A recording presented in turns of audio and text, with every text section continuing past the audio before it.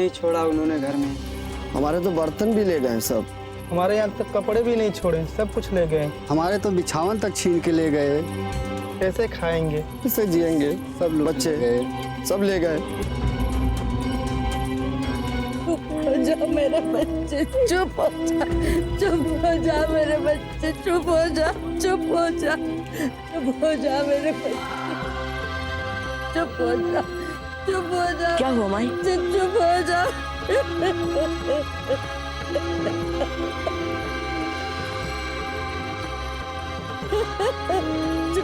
जा।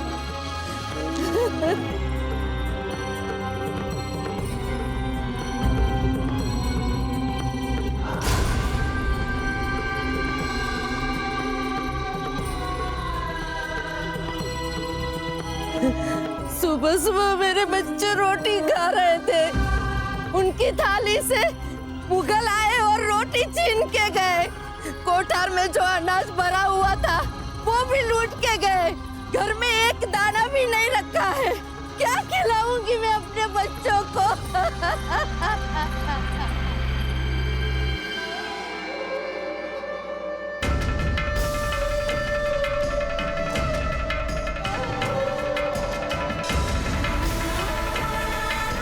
हमने एकलिंग जी से प्रार्थना की कि वे आपको अपने उद्देश्य में सफलता दें।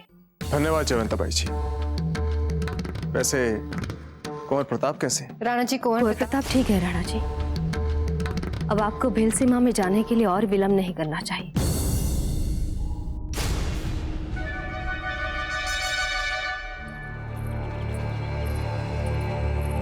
बस ये गुड़ और दूध ही बचा था, ले लो बेटा।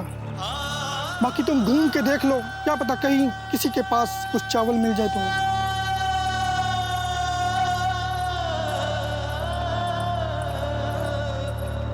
किंतु आप जा कहाँ रहे हैं? ये गांव ही तो आपका घर है ना? यहाँ से बहुत दूर जा रहा हूँ बेटा, कहीं ऐसी जगह यहाँ इस बुढ़ापे में भूख से तड़पते लोग न दिखे।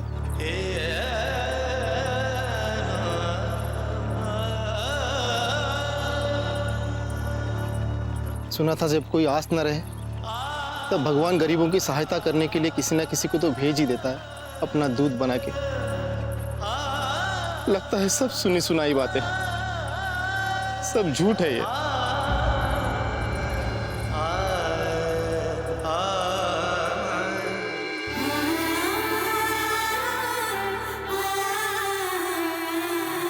राणा जी, रानी खम्मा महारानी से। रानी खम्मा, राणा जी, आप भीलों के पास नहीं जा सकते।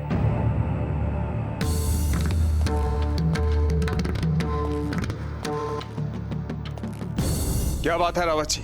राणा जी, हमारे गुप्तचरों से प्राप्त सूचना के अनुसार ये राव सुरतन चित्तौड़ पर आक्रमण करने की योजना बना रहा है।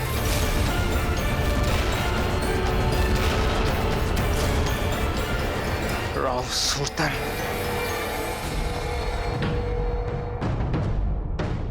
एक क्षण रावत जी, एक क्षण।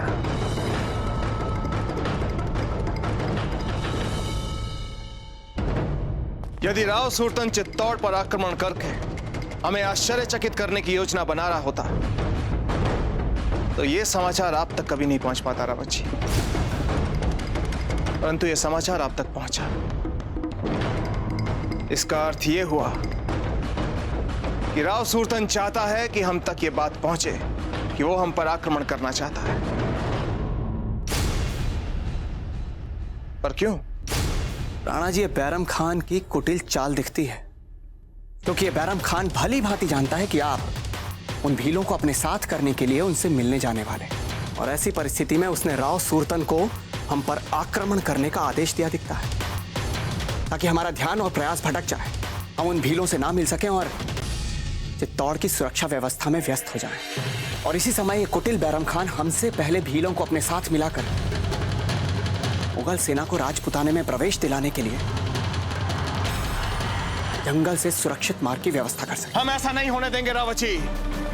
हमारी धरती पर विशाल मुगल सेना का क्या अर्थ है, ये आप अच्छी तरह से जानते हैं।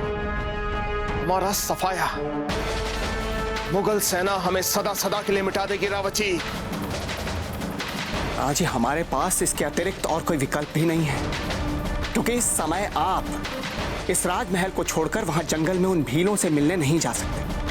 और वहीं दूसरी ओर उस जंगल में वो भील आपके और बाऊजी राज प्रताप के अतिरिक्त और किसी की बात नहीं सुनेंगे।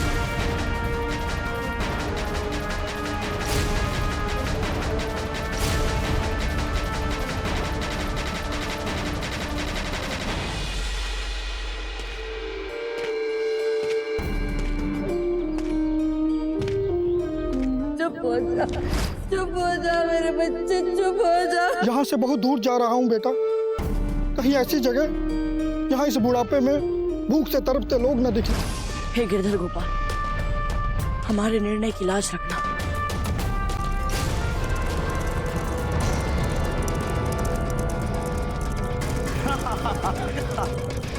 देखो देखो, छोटा साधु। नहीं नहीं, बच्चा साधु। अरे दूध पीता साधु।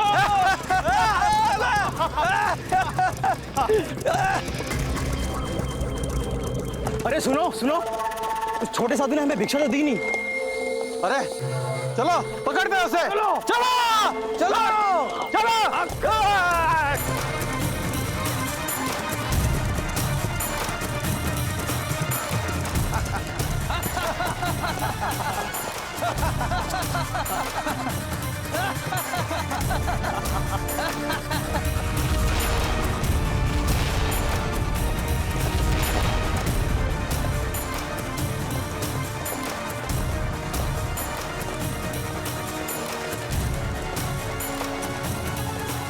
तुम तो काफी खाते पीते भिक्षु दिख रहे हो। लाओ ये भिक्षा हमें दे दो।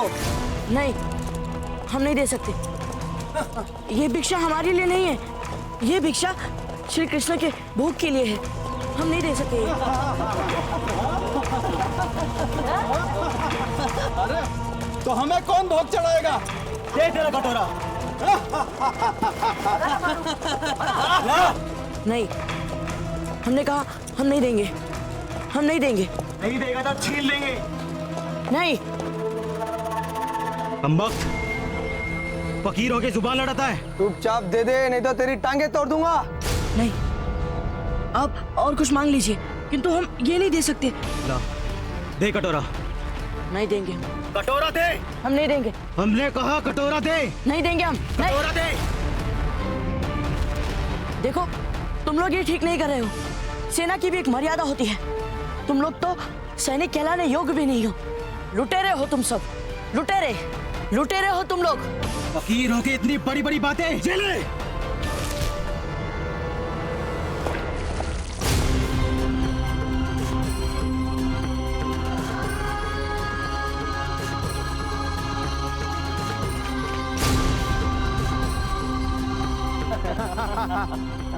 कटोरे के साथ इसकी हड्डियां क्यों ना तोड़ दें? सुभान अल्लाह, क्या नेक सलाह दी है।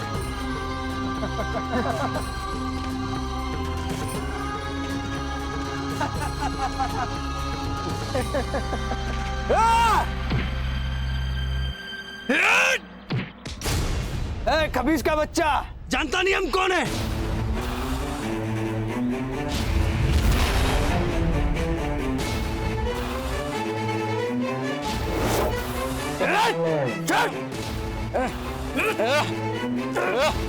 अपनी छोड़ो लुटेरो, तुम नहीं जानते कि हम कौन।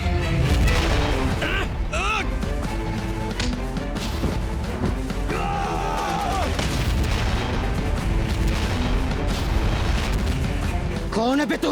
मेवाड़ नरेश, राणा उदय सिंह जी के पुत्र प्रताप सिंह।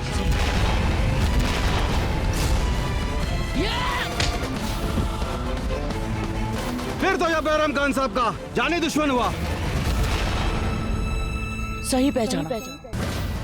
और अब तुम सब लोगों को भी हमसे कोई नहीं बचा सकता।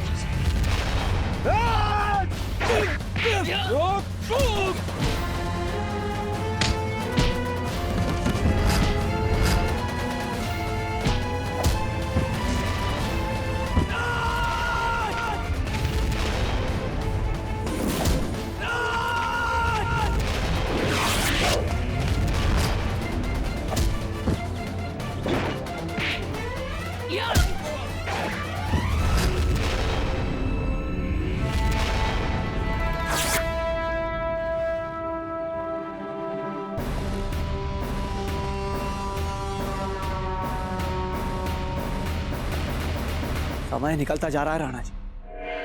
हमें कोई ना कोई निर्णय शीघ्र ही लेना होगा। या तो राव सूरतन की हमारी ओर बढ़ती आ रही सेना से बचाव के लिए लड़ें, या फिर उन भीलों को अपने साथ मिलाने के लिए बातचीत के लिए उनके पास जाएं। क्षमा करें राणा जी, हमें तो विश्वास ही नहीं हो रहा कि ऐसे संकट के समय में कुंवर प्रताप अपने उत्तरदायित्व से भाग रहे हैं। यदि यहाँ होते तो ऐसी असमंजस की स्थिति ना होती। और जीजा, कुंवर प्रताप को न जाने के लिए आप तो मना सकती थी। हम तो बस इतना सोच रहे हैं कि कुंवर जगमाल बड़े होते तो ऐसे संकट की स्थिति में अपने पिता के साथ खड़े होते। जो नहीं हो सकता उसके बारे में हमें नहीं सोचना चाहिए धीर भाई जी। जो सच हमारे सामने है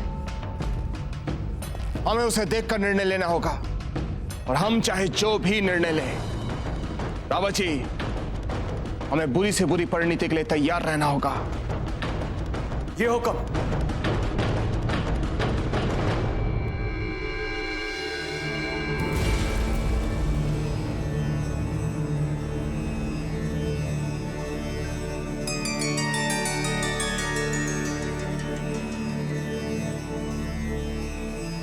मीरा माता,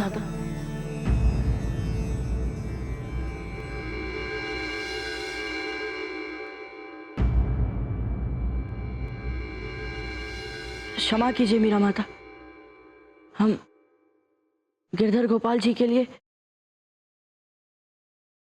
भोग नहीं ला पाए।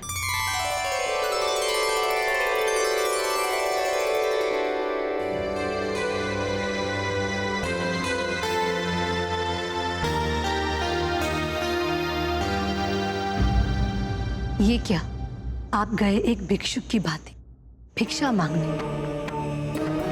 और लौट आए शत्रु के रक्त से नहाए,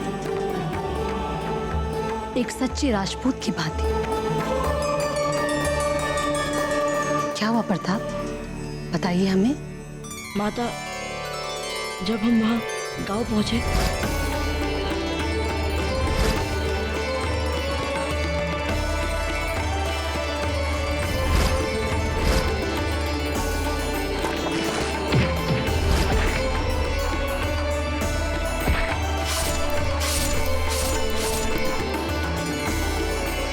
लाइए, ये टूटे पात्र के टुकड़े हमें दे दीजिए।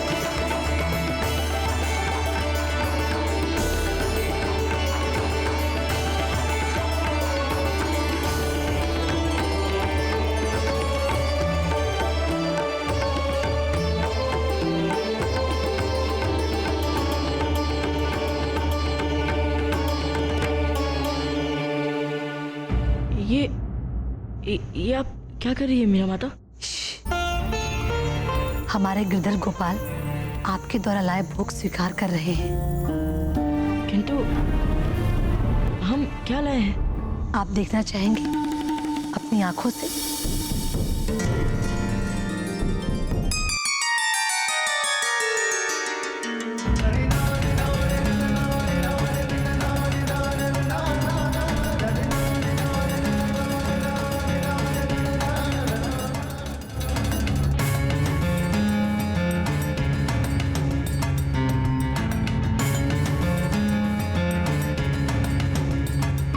माता, इसमें खीर?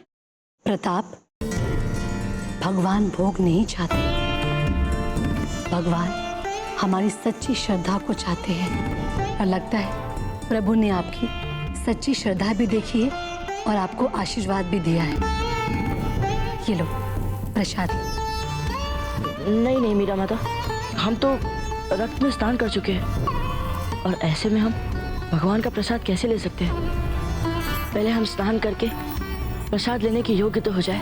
वीरों का सबसे पवित्र स्नान होता है रक्त स्नान, और वो तो आप पहले ही करके आ चुके हैं। प्रताप, आपके मित्र की मृत्यु जीवन का एक पड़ाव था और आप वो पड़ाव से कहीं आगे आ चुके हैं। प्रताप, आपको तो बहुत आगे बढ़ना है। ऐसे कई पड़ाव देखने हैं। आपको अपना कर्म करना है। आपका कर्म ही न्याय के लिए, सत्य के लिए युद्ध है। आप वीरता के मार्ग पर चले, अपनी मातृभूमि के लिए, प्रजा के लिए, सत्य के लिए लड़े। इसीलिए प्रभु ने आपको चुना है। जाइए, अपनी माटी की रक्षा के लिए लड़िए। आप अपनी माटी की रक्षा के लिए लड़ेंगे, तभी धर्म की रक्षा भी होगी। ये लीजिए। आज हमारे गिरधर गोपाल ने आपको अपना आशीर्वाद दिया है। एक दिन आप वीरता का पर्याय बन जाएंगे।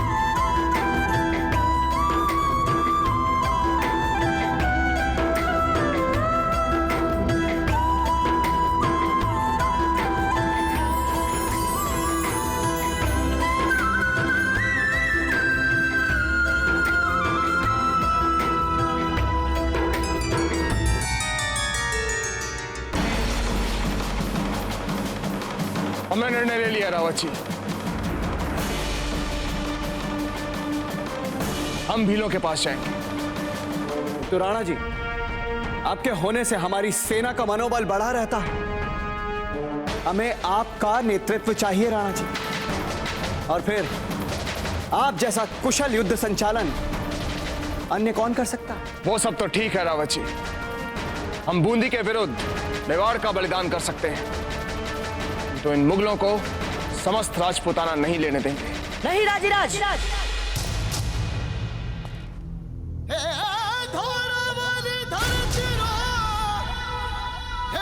मूल्य हमें नहीं, उन्हें चुकाना पड़ेगा जो हमारी मातृभूमि पर पूरी दृष्टि डालेगा।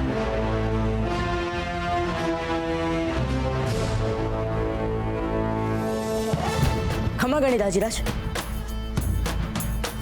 दाजीराज, भीलों से बात करने के लिए हम जाएंगे, आपके विश्वस्त मैत्री दूत बनकर।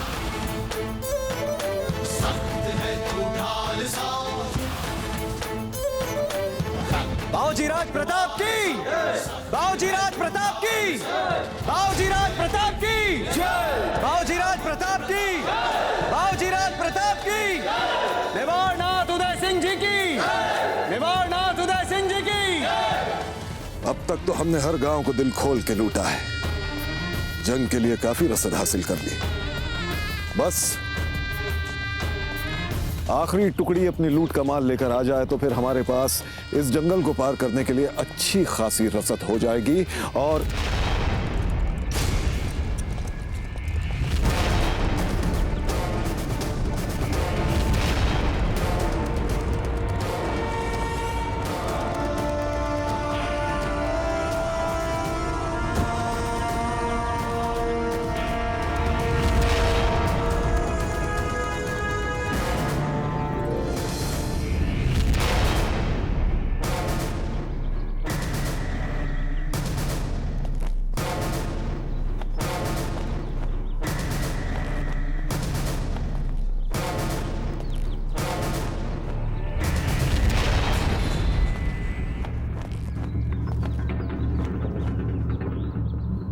ये तो मात्र 4 है बैरम खान, और अब तुम्हारी पूरी सेना को समाप्त कर देंगे हम।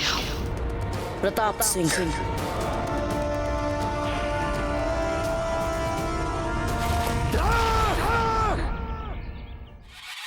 कुंवर प्रताप की, कुंवर प्रताप की, कुंवर प्रताप की, कुंवर प्रताप की, कुंवर प्रताप की, कुंवर प्रताप की, कुंवर प्रताप की, कुंवर प्रताप की।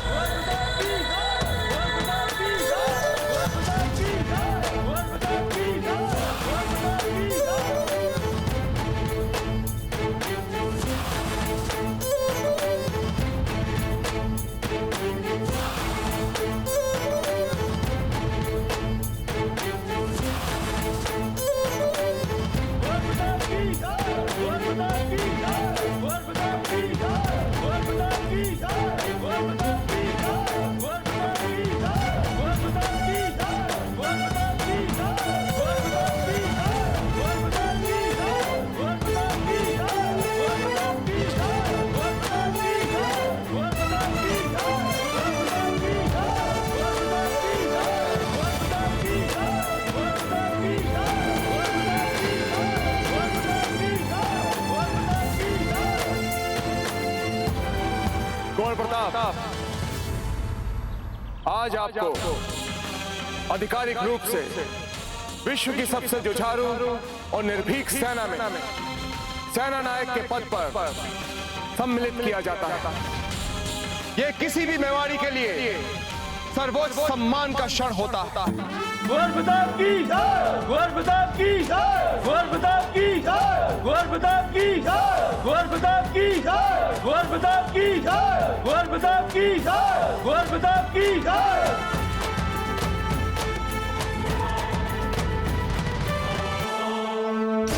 कुंवर प्रताप, अब हम जो भी कहेंगे आप उसे ध्यानपूर्वक सुने और उसके पश्चात अंत में हमारे पीछे शपथ दोहराएंगे।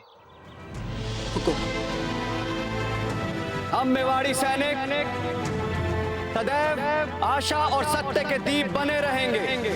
हम मेवाड़ी योद्धा जहां भी जाएंगे भला ही करेंगे। हम ऐसे बनेंगे कि लोग अपने संकट के समय में भी हमारी ही आस करें। हम कभी भी जानबूझकर अनाचार नहीं करेंगे। हम जब भी किसी से प्रार्थना करेंगे पूरी श्रद्धा, जोश और दृढ़ता के साथ करेंगे। यदि कोई हमारे बीच मध्यस्थता नहीं कर पाए फिर भी हम उनके बीच मध्यस्थता का प्रयास करेंगे। एक सच्चे योद्धा की भांति हम आत्मसम्मान, सत्यनिष्ठा, न्याय और सही और गलत की पहचान को सदैव महत्व देंगे। ये सभी आदर्श दिखावा नहीं अपितु हमारी जीवन शैली बनेंगे। हुकुम।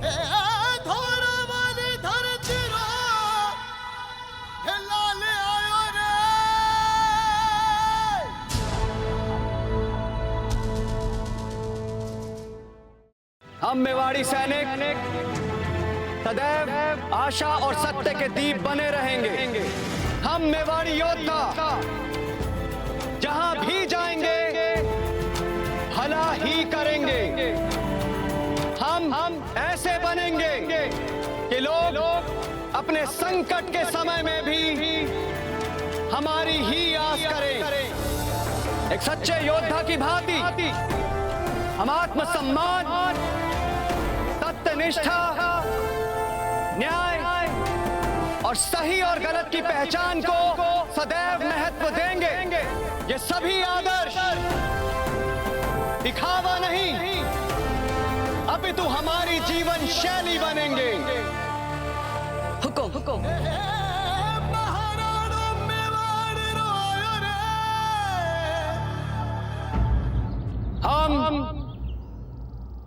हम प्रताप सिंह अपने जीवन की अंतिम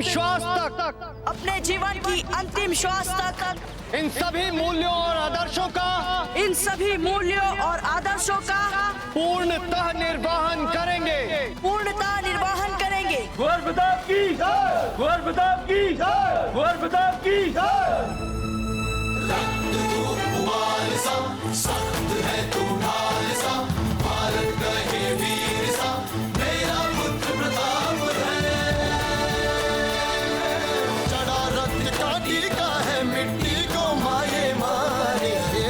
भक्ति का मोल है जो मेवाड़ी राणा जाने। मेवाड़ की सेना में आपका स्वागत है। सेनापति कुंवर प्रताप, सेनापति कुंवर प्रताप की, सेनापति कुंवर प्रताप की, सेनापति कुंवर प्रताप की, सेनापति कुंवर प्रताप की। जय क्लीन जी की, जय मेवाड़।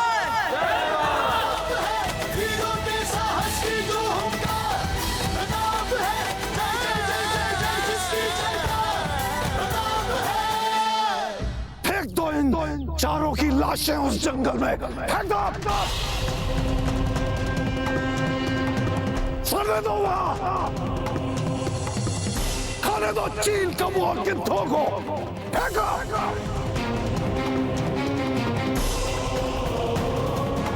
चार चार हथियार बंद घुड़सवार फौज के सिपाही, चार चार एक मासूम बच्चे के हाथों हार जाते हैं, मारे जाते हैं। हट हट। कोई हक नहीं है इन्हें कायदे के साथ दफन होने का, कोई हक नहीं है। ले जाओ इन्हें, करो हमारी नजरों से दूर, ले जाओ ले जाओ।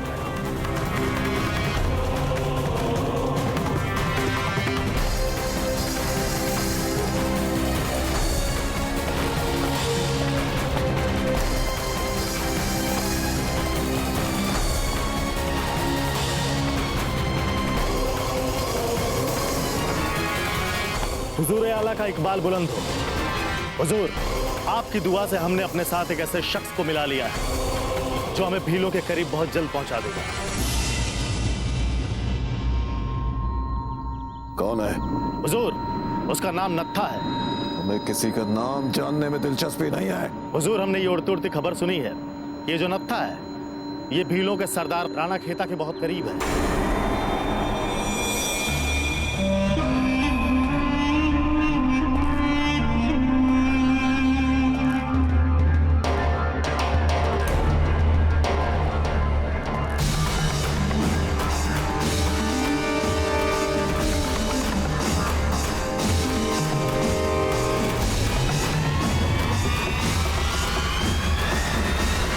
बुलाओ उसे।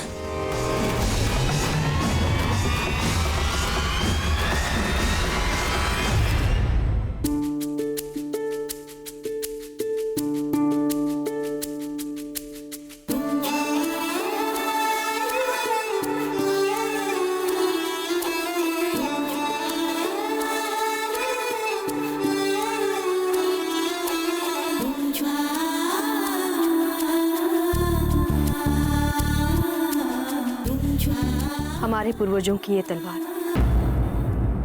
भील सरदार को आप सम्मान पूर्वक भेंट कीजिए। बापा रावल की ये तलवार उन्हें हमारे साथ मैत्रीपूर्ण संबंधों की प्रेरणा देगी।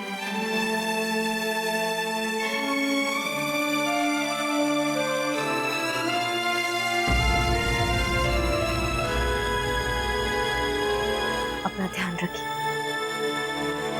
रानी माँ, हमने आपके सभी विशिष्ट दासियों को निर्देश दे दिया है कि जब तक हम लौट कर नहीं आ जाते वे आपके खाने पीने विश्राम सभी चीजों का विशेष रूप से ध्यान रखें। यदि अब आपने व्रत उपवास आदि किसी के भी नाम पर भोजन नहीं किया तो जान लीजिएगा रानी माँ, हमें पता चल जाएगा। देख रहे हैं राणा जी, आपने इन्हें सेना में क्या सम्मिलित किया, ये तो हम पर ही गुप्तचर बिठाने लगे। जयवंता भाई जी, ये सब इन्होंने हमारी अनुमति से किया। कुंवर प्रताप, अब हमें चलना चाहिए। रावत जी सैनिकों के साथ हमारी प्रतीक्षा कर रहे हैं।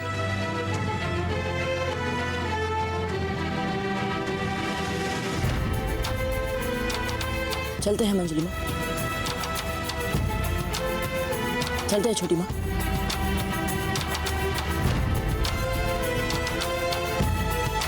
आज्ञा दीजिए रानी माँ।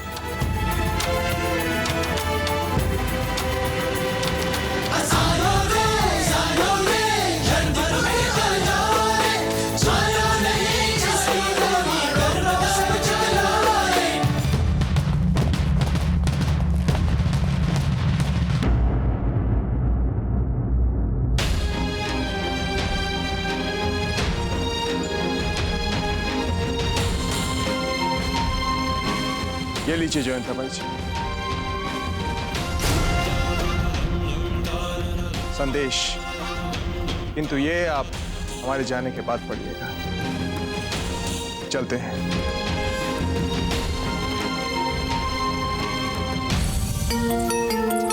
जीजा, जीजा, आज आप मेवाड़ की सबसे भाग्यशाली राजपूतानी बन गई। आपने एक साथ अपने पति और पुत्र का युद्ध तिलक किया है। हाँ सच्चा बहन, भाग्यशाली तो हम हैं। निवारनाथ की, निवारनाथ की, निवारनाथ की, कुंवर प्रताप की जय, कुंवर प्रताप की जय, कुंवर प्रताप की जय, कुंवर प्रताप की जय।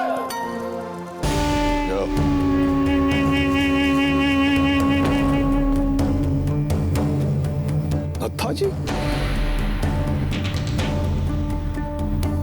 आइए आइए आइए आइए नत्था जी, आइए आइए, खुशामदीद खुशामदीद। वाह वाह वाह वाह वाह वाह।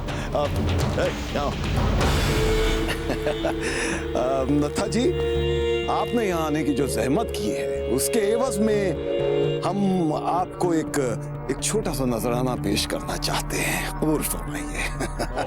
ये वाह वाह।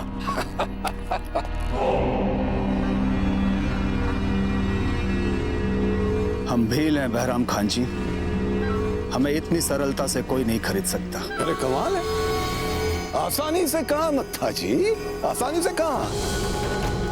ये जो आपकी इज्जत अफजाई में हमने आपको सोने की अशरफियों का जो हार पहनाया है, इसकी एक एक अशरफी खास तौर से आपके लिए डाली गई है। और अगर आप गौर से देखेंगे ना, तो इसकी एक अशरफी से आपकी साल भर की रसद का इंतजाम हो सकता है। और तो और, हमने आपके सभी साथी भीलों के लिए ऐसे अशरफियों के हार तैयार रखे हैं। बस आपकी दोस्ती का हाथ हमारी तरफ बढ़ जाए।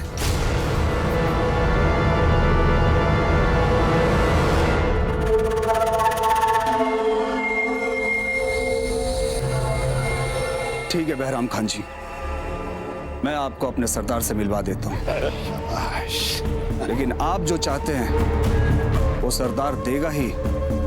मैं ऐसा कोई वचन नहीं दे सकता। अरे नत्था जी, आप दोस्ती का मौका तो दिलवाइए, आगे अल्लाह मालिक है।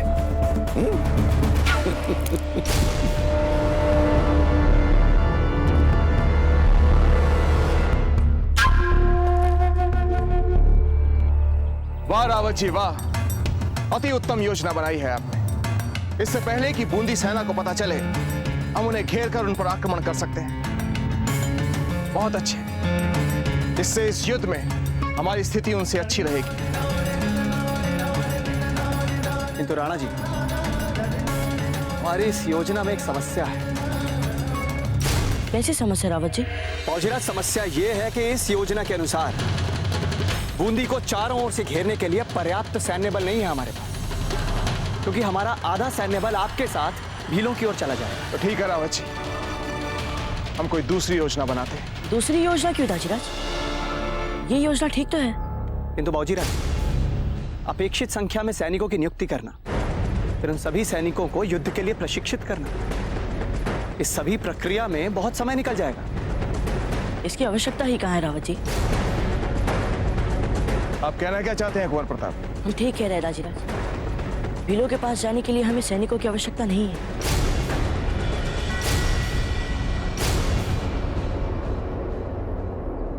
घुमेरू, चित्तौड़ से अब तक कोई समाचार क्यों नहीं आया? चित्तौड़ के किले में कोई गतिविधियां क्यों नहीं हो रही है? और यदि हो रही है, इस बात के समाचार भी हम तक क्यों नहीं पहुंच रहे?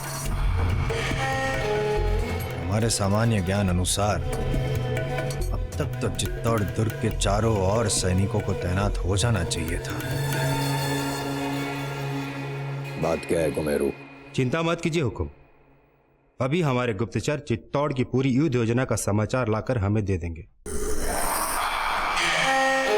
चिंतित तो अब राणा उदय सिंह और कुंवर प्रताप को होना पड़ेगा, क्योंकि राव सुल्तान का असली रूप दोनों ने अभी तक देखा ही नहीं। जब हम सब ये जानते हैं कि भीलों को हम अपनी शक्ति से नहीं जीत सकते, मात्र मैत्री संधि की एक सफल मंत्रणा ही उनको मुगलों के विरुद्ध यानी हमारे साथ ला सकती है दाजीराज, फिर क्यों आप हमारे साथ आधी सेना भेज रहे हैं? इसलिए कुंवर प्रताप, यदि मैत्री वार्ता हमारी आशा के अनुरूप नहीं गई और बात बीच में ही बिगड़ गई, तो आप गहरे संकट में फंस सकते हैं। दाजीराज, आप ये भी तो समझने का प्रयास कीजिए कि यदि हम भीलों के पास अपनी सेना लेकर गए तो वे हमें अन्यथा भी ले सकते हैं। क्या पता फिर वे हमारे उद्देश्य को ही अपने विरुद्ध समझ ले, यानी कि मैत्री वार्ता आरंभ होने से पहले ही युद्ध छिड़ जाएगा उनके साथ। ताजीराज, आपने हमें अपना विश्वस्त मैत्री दूत नियुक्त किया है, तो इस दूत की समझ पर विश्वास कीजिए, हमारी क्षमता पर विश्वास कीजिए ताजीराज, अपने चुनाव पर विश्वास कीजिए। कुंवर प्रताप, आप हमारे पुत्र हैं, इसलिए हम आपको भीलों के पास अकेले जाने का विरोध नहीं कर रहे। आपके स्थान पर यदि कोई और सेना नायक होता तब भी हम उसकी सुरक्षा की ऐसी ही चिंता करते। हमारे लिए हमारे हर सैनिक का जीवन हमारे अभियान से कम प्रिय नहीं। कुंवर प्रताप अकेले नहीं जाएंगे, राणा जी हम जाएंगे उनके साथ।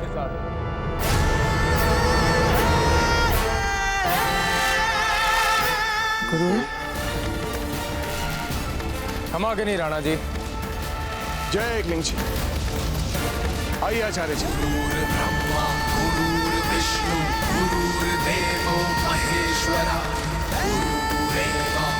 प्रणाम गुरु। विजय भव। राणा जी, कुंवर प्रताप उचित कह रहे हैं, आप अपना पूरा ध्यान बूंदी पर आक्रमण के लिए लगाएं और इन भीलों को आप हमारे भरोसे छोड़ दीजिए। किंतु आचार्य जी, आज तक आपने किसी राजनीति में भाग नहीं लिया, फिर आपने उचित कहा राणा जी, किंतु हमारे प्रिय शिष्य कुंवर प्रताप के स्नेह ने हमारे मन, हमारे हृदय को मेवाड़ की गतिविधियों से इस प्रकार जोड़ दिया, यदि मेवाड़ पे कोई समस्या आए तो हम अपने आश्रम में हाथ पर हाथ धरे बैठ नहीं सकते।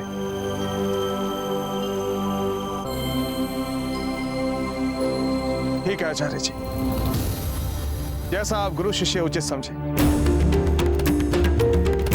हमें कोई आपत्ति नहीं। क्यों रावत जी?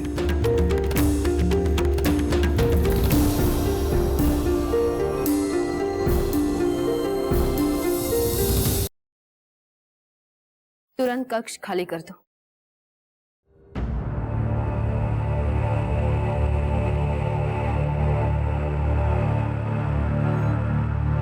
जयवंताबाई जी, आप ही मेवाड़ की पाटवी महारानी हैं, इसलिए आप पर पूरा विश्वास करके हम एक बहुत ही गुप्त और संकट भरा उत्तरदायित्व आपके ऊपर सौंप रहे हैं। आपके साथ इस संदेश से हम अपनी वो गुप्त सूचना बांट रहे हैं जो आपके अतिरिक्त हमने किसी और के साथ नहीं बांटी। जयवंताबाई जी, हम एक बहुत ही कठिन युद्ध लड़ने जा रहे हैं, एक ऐसा युद्ध जिसमें हमारे सामने दो शत्रु, बूंदी भी और मुगल। इन दोनों शत्रुओं की सेनाओं के सामने मेवाड़ के पास जो सेना है वो अपर्याप्त है, फिर भी हम अपनी पूरी क्षमता के साथ युद्ध लड़ेंगे। संभव है युद्ध का निर्णय हमारे प्रतिकूल जाए, संभव है आपके हमारे बीच ये अंतिम संवाद।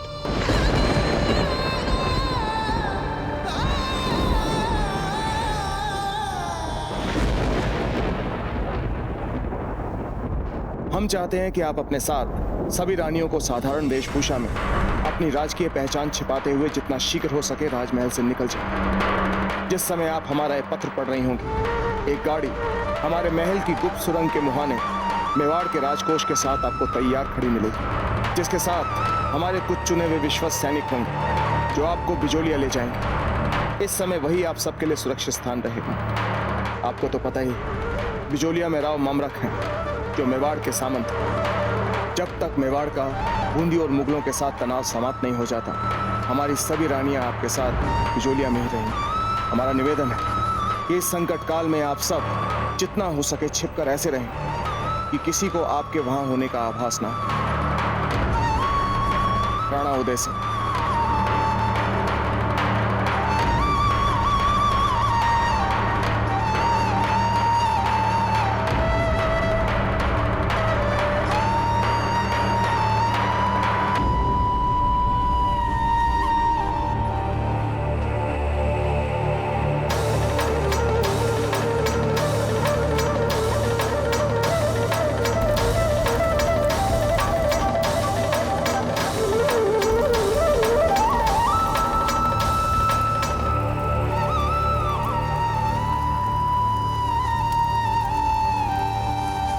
बैरम खान जी, आपके बातों से क्यों ऐसा प्रतीत हो रहा है मुझे कि आप मेवाड़ पर आक्रमण करने के लिए कुछ ज्यादा ही आतुर हैं।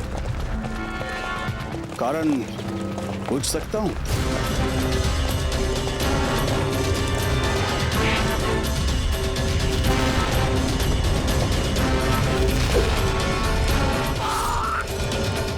के साथ हमारे कुछ ऐसे हिसाब बाकी हैं जिन्हें जब तक हम पूरा नहीं करेंगे हमारी रूह को सुकून नहीं मिलेगा।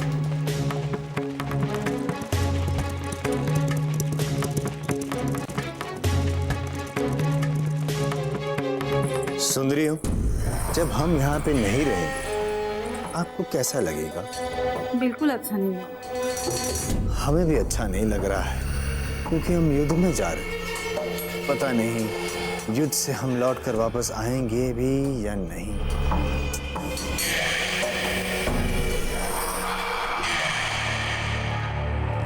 हुकुम, हमारे गुप्तचरों ने अभी अभी समाचार दिए हैं कि हम चित्तौड़ पहुंचे उससे पहले ही उदय सिंह बूंदी को चारों तरफ से घेरने की योजना बना रहे हैं।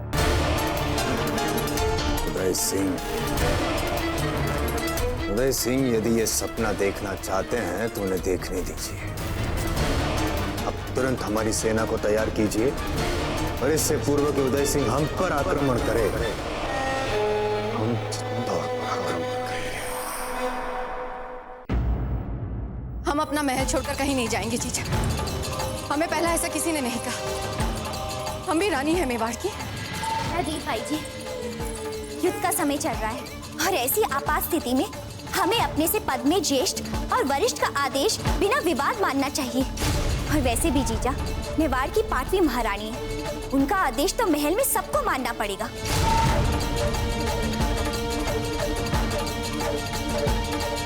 ना हम छोटे बड़े पद से डरेंगे, ना महारानी के नाम पर, और ना ही जीजा की हर मूर्खतापूर्ण बात को मानेंगे। हम अपना महल छोड़कर कहीं नहीं जा रहे। गिरजाया जी, धीरबाई जी को मृत्यु दंड देने के लिए आवश्यक व्यवस्थाएं की जाए।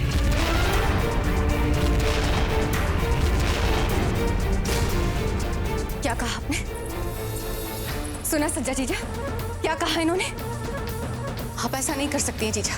हम ऐसा ही करेंगे क्योंकि राज आज्ञा की अवहेलना राजद्रोह माना जाता है। आपका इस समय हमारी बात ना मानना राजद्रोह की श्रेणी में आता है, जिसके लिए दंड मृत्यु दंड ही है।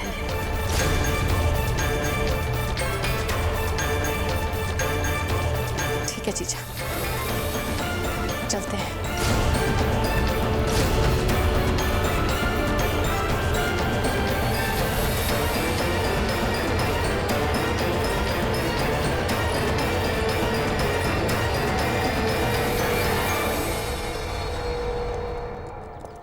प्रताप, हमें विश्वास है कि आपको इस बात का आभास होगा कि जो हम करने जा रहे हैं उसका विपरीत प्रतिफल भी हो सकता है।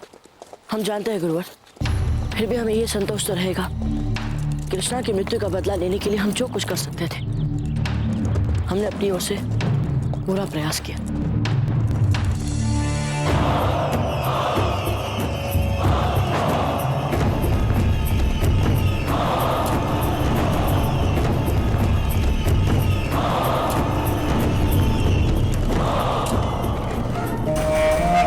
सुभान अल्लाह, लगता है हम लोग मेवाड़ हासिल करने से पहले की अपनी आखिरी मंजिल तक पहुंच चुके हैं नाथा जी। सावधान रहना होगा कुंवर प्रताप, यहाँ से भीलों का क्षेत्र आरंभ होता है। जी गुरुवर।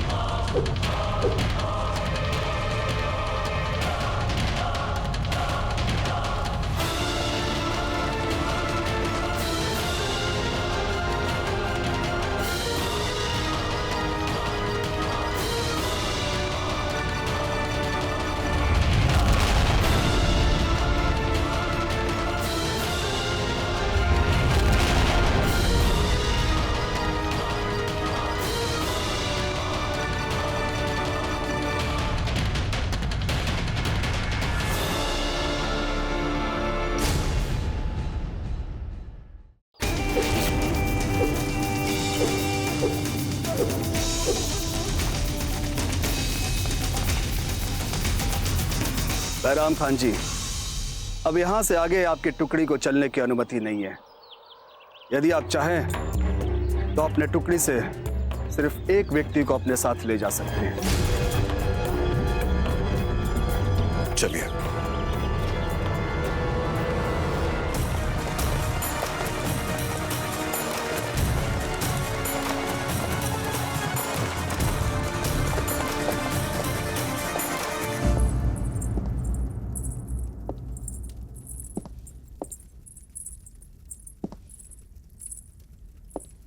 रानी साहब, कुंवर जगमाल को हमें दीजिए, कम से कम आपको चलने में सुविधा तो होगी। नहीं कोकोया जी, हमारे पुत्र को हमारे पास ही रहने दीजिए, वरना आजकल जिसके हाथ में सत्ता आई है वो हमारे पुत्र को समाप्त न करते। समय ही कुछ ऐसा चल रहा है, कोई कुछ भी कर सकता है।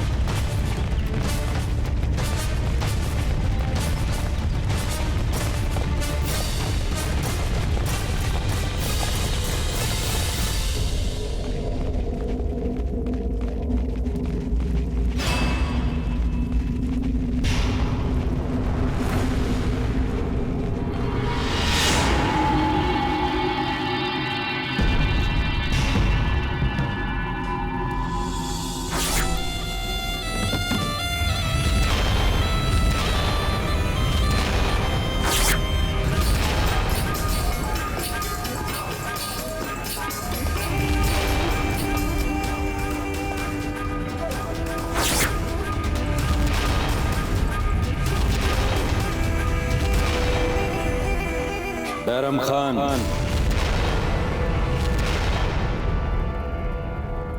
कुंवर प्रताप, आप दोनों का हमारे जंगल में स्वागत है।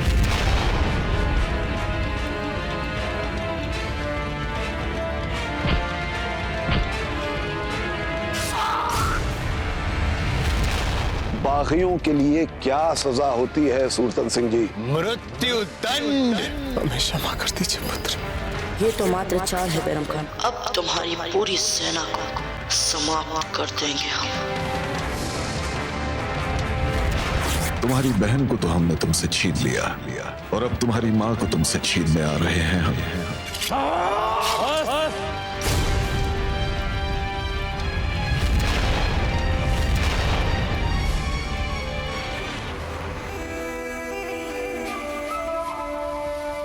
जब हमारे जंगल में बाहर से लोग आते हैं तो उन्हें न केवल अपने हथियार छोड़ने पड़ते हैं, उनको अपनी व्यक्तिगत शत्रुता और मित्रता हमारे भरोसे छोड़नी पड़ती है। जानते हैं ऐसा क्यों? क्योंकि हमारे जंगल में बाहर से कोई भी आए, चाहे वो जो भी हो, उससे हमें कोई अंतर नहीं पड़ता।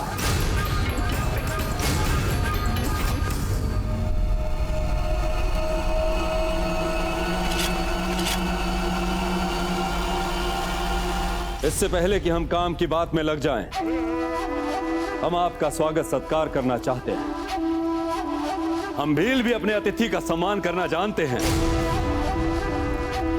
आइए।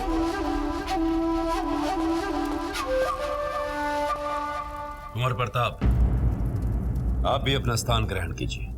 राणा खेता जी, यदि आपको आपत्ति ना हो तो क्या हम वहां नीचे आपके लोगों के साथ बैठ सकते हैं? धन्यवाद। आइए गुरुवर।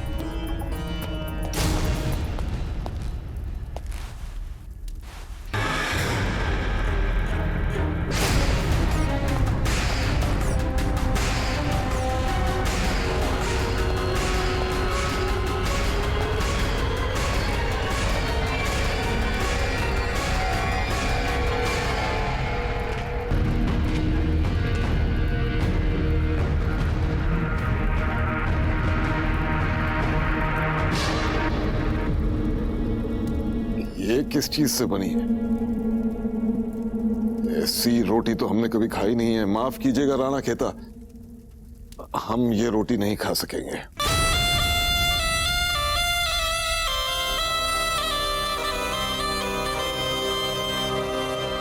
हाँ कुंवर प्रताप, ये हमारे जंगल के घास की बनाई हुई रोटी है।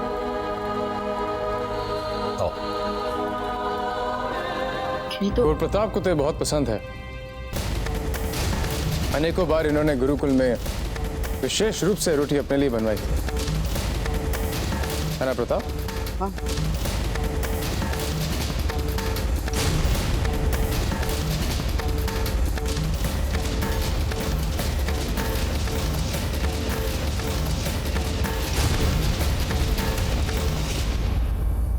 राणा खेता, सीधे मुद्दे पर आते हैं। देखिए, अगर आपने मेवाड़ के खिलाफ मुगलों के साथ हाथ मिलाया तो हम वादा करते हैं कि आपको इतना सारा सोना देंगे, इतना सारा सोना देंगे कि आपको कभी ये घास की रोटी खाने की जरूरत नहीं पड़ेगी और अपनी रोजमर्रा की जरूरतों के लिए भी आपको फिक्र करने की कभी जरूरत नहीं पड़ेगी। नहीं राणा खेता जी, ऐसा करना आपके लिए अपने आदर्शों के विरुद्ध होगा। आप चाहे तो तटस्थ रहे, किंतु जब प्रश्न मातृभूमि की रक्षा का आएगा तब आपको भी अपना परम घातक देशभक्ति वाला रंग दिखाना ही पड़ेगा। ये लोग पहले मित्रता के नाम पर अपना हाथ बढ़ाएंगे, किंतु यहां जम जाने के बाद ये हमें अपने अनुसार जीने के रंग ढंग सिखाना आरंभ कर देंगे। फिर ये हमारी संस्कृति को अपमानित करेंगे, हमारी जीवन शैली पर आक्रमण करेंगे और विशेष रूप से ये जो आपके सामने है, ये व्यक्ति तो एक योद्धा कहलाने के योग भी नहीं है। प्रताप! ये एक दस्यु है, एक हत्यारा है ये। प्रताप! बस!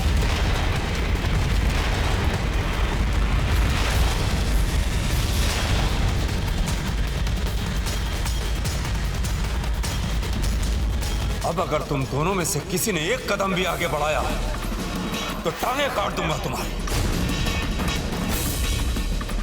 और एक बात तुम दोनों ध्यान से सुन लो, कोई कुछ नहीं कर पाएगा यहां पर, न राजपूत और न मुगल। ये मेरा जंगल है, यहां पर जितना मैं बोलूंगा उतना ही चलोगे तुम दोनों।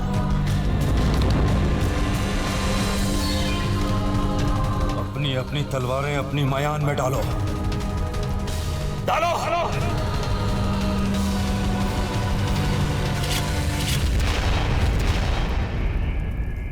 कुंवर प्रताप, ये हमें इतना सोना दे रहे हैं कि हमारे लोगों ने कभी एक साथ देखा तक नहीं होगा। और तुम क्या दे रहे हो? मतलब भाषण के अतिरिक्त अभी अभी जो तुमने हमारे सामने झाड़ा है। तुम छोटे हो अभी उम्र में, पर इतना तो समझते होगे कि तुम्हारे वंश ने कभी हमें अपना नहीं समझा, हमेशा बाहर वाला समझा है, हमारा तिरस्कार किया है, हमारी बार बार चेतावनी देने के बाद भी हमारी सीमाओं में प्रवेश किया है। सच कहूं तो तुम हमारे किसी काम के नहीं हो।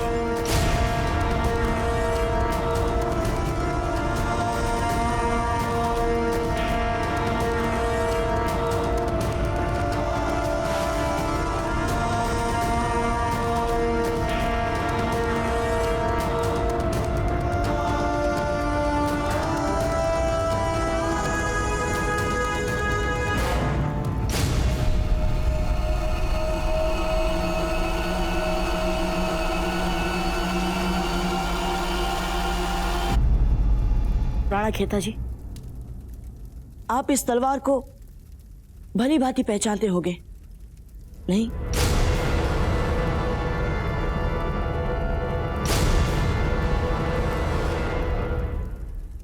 बप्पा रावल की तलवार?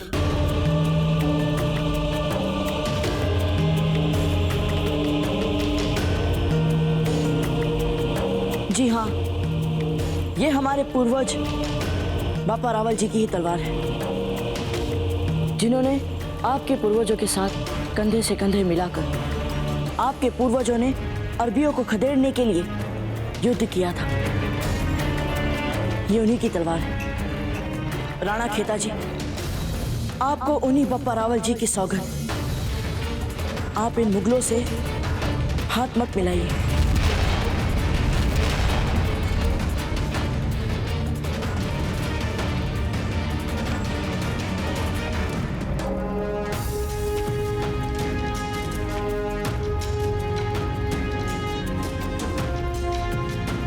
हमने अपने दाता से इस पूजनीय तलवार और बप्पा रावल की बहादुरी की कई कहानियां सुनी हैं।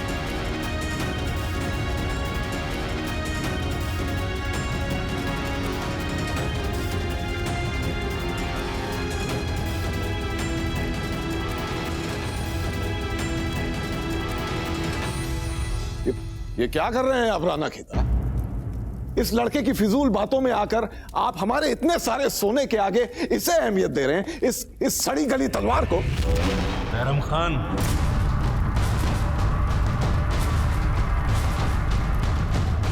इस पूजनीय तलवार के लिए जो अपशब्द तुमने कहे हैं, इससे पता चलता है कि तुम मुगल सचमुच हृदयहीन और बर्बर हो। हम अवश्य जानते थे राणा खेता जी, आप हमारा ही साथ देंगे। हम आपके बहुत आभारी हैं।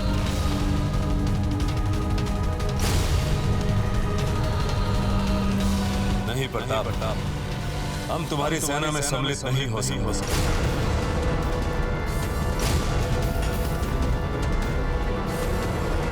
इस तलवार के प्रति हमारे मन में कितना भी सम्मान क्यों ना हो, परंतु वर्तमान परिस्थिति की सच्चाई हम झुठला नहीं सकते। इसका मतलब है राणा खेता कि आप हमारी फौज का साथ दे रहे हैं, है ना? नहीं बैरम खान, हम तुम्हारा साथ देकर इस पूजनीय तलवार का अपमान नहीं कर सकते, परंतु हमारे जंगल से तुम जहां भी जाना चाहो, हम तुम्हें रोकेंगे नहीं।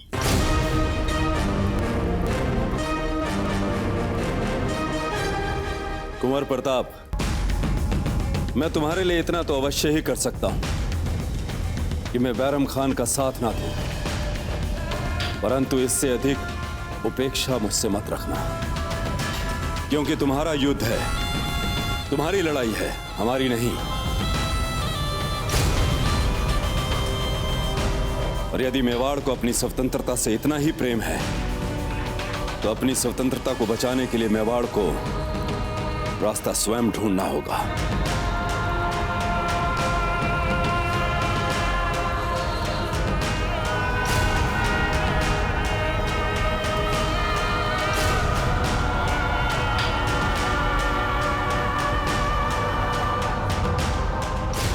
हमारे वीर सैनिकों, एक बात समझनी है आप सबको। जी हुकुम। ये बात हम समझाएं या आप समझ जाएंगे? हम समझाएं। आपको हर समय हमें घेर के रखना होगा, समझ गए? और एक बात, हम राजा हैं आपके, ये बात मत भूलिएगा। और ये भी मत भूलिएगा कि आपका प्रथम कर्तव्य है कि आप हर समय हमारी सुरक्षा प्रथम करें। यदि युद्ध में परिस्थिति कठिन हो जाए एवं विपरीत हो जाए, और यदि हम आपको आदेश दे कि पीछे हट कीजिए, तो आप क्या करेंगे? हाँ, परंतु उससे पूर्व क्या करेंगे आप? उससे पूर्व आप हमें सुरक्षित घेरे में लेकर हमें बूंदी तक पहुंचाएंगे, समझ गए? हमारी सेना वीर है, समझदार है, बिल्कुल भयभीत नहीं होना है आप सबको, और हमें सबको मिलकर मेवाड़ पे आक्रमण करना है और जीतना है ये युद्ध, समझ गए? महाराज राव सुरतन जी की, महाराज राव सुरतन जी की, महाराज राव सुरतन जी की, महाराज राव सुरतन जी की।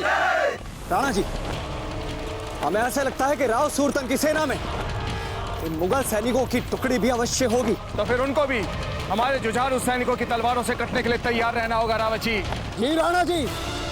महाराणा उदय सिंह की, महाराणा उदय सिंह की।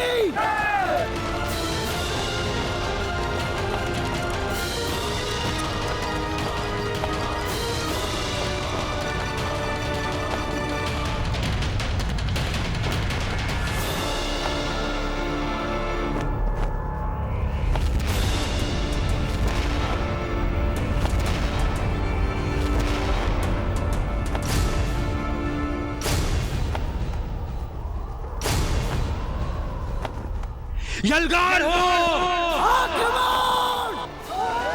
रुक जाओ। रुको रुको रुको, कोई आगे नहीं बढ़ेगा।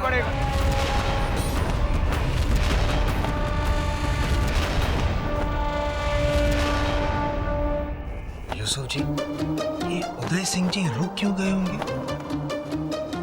क्या चल रहा होगा उदय सिंह जी के मस्तिष्क में? उदय सिंह जी, हमें तो लगा था कि हम यहाँ युद्ध भूमि में एक दूसरे के साथ युद्ध करने हेतु आए हैं, पर आप तो रुक गए। क्या मंशा है आपकी? हमारे साथ मिलकर आप प्रीति भोज करना चाहते हैं? राणा जी, आपके इस निर्देश से हम भी आश्चर्यचकित हैं। राव सूरतन सिंह, इससे पहले कि मेवाड़ और बूंदी के इस युद्ध में हम दोनों के सैनिक आपस में रक्त की होली खेले, हम तुमसे अंतिम बार बात करना चाहते हैं। मात्र तुम और हम।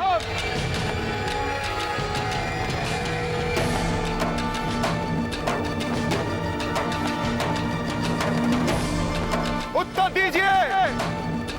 हम तुम्हारे उत्तर की प्रतीक्षा कर रहे हैं राव सूरतन सिंह।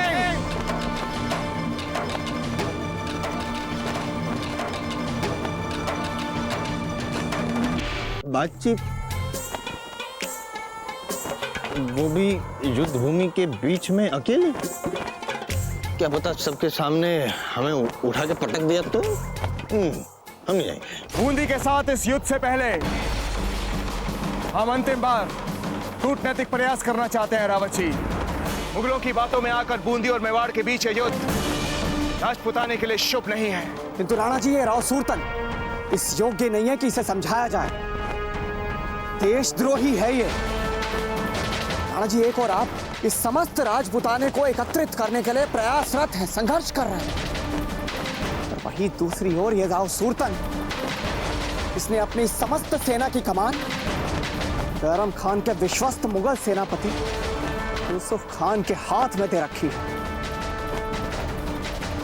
राणा जी, यदि इसी समय इस देशद्रोही राव सूरतन को तलवार से नहीं समझाया गया तो यकीन मानिए, राव सूरतन हमारे समस्त राजपुताने को इन मुगलों को बेच देगा। रावत जी, आपकी एक एक बात सत्य है, किंतु इस युद्ध से पहले हम अपनी अंतरात्मा की शांति के लिए एक प्रयास अवश्य करना चाहते हैं, ताकि आने वाला इतिहास ये न कहे कि एक राजपूत ने दूसरे राजपूत के साथ युद्ध से पहले पर्याप्त प्रयास नहीं किए। जी राणा जी। राव सूरतन सिंह, क्या उत्तर है तुम्हारा?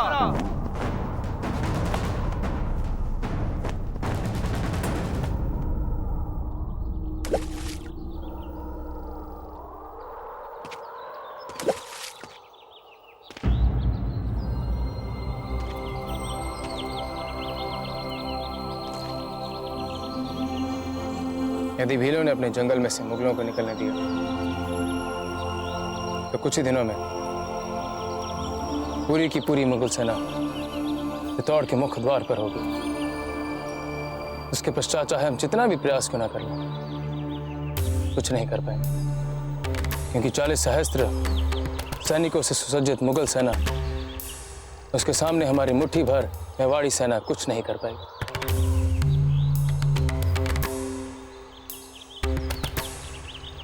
क्या सोच रहे हैं आप? याद है गुरुवर, आप ही ने हमें एक बार कहा था कि सेना चाहे कितनी बलशाली ही क्यों ना हो, कितनी विशाल ही क्यों ना हो, उसके संपूर्ण शक्ति का केंद्र बिंदु उसका सेनापति होता है। यदि वो सक्षम है तो सेना भी सक्षम होगी। जितना कुशल संचालक सेना का सेनापति होगा, उतनी ही सशक्त उसकी सेना भी होगी। कहा था ना आपने गुरु। हम आज भी इसी सिद्धांत पर अटल हैं। हम मुगल सेना को शक्तिशाली मानते हैं, इसलिए नहीं कि उसके पास 40 सहस्त्र सैनिक हैं, अपितु इसलिए कि उसका सेनापति बैरम खान, जो इस समय का सर्वश्रेष्ठ योद्धा है, सर्वश्रेष्ठ युद्ध संचालक है। गुरुवर, यदि युद्ध क्षेत्र में पहुंचने से पहले बैराम खान को मार दिया जाए तो? ये तो स्तर है आपका। मुगल खेमे में घुसकर बैराम खान को मारने की योजना बना रहे हैं। ऐसी कल्पना करना, ऐसी योजना भी बनाना आत्मघाती योजना है, निसंदेह। किंतु गुरुवर, हम पकड़े जाने से पहले या मार दिए जाने से पहले बैराम खान को मारने में सफल हो गए तो हम अभी भी इस युद्ध की दिशा को हमारी सेना के पक्ष में मोड़ सकते हैं गुरुवर। इस समय हमारे पास और कोई विकल्प भी तो नहीं है।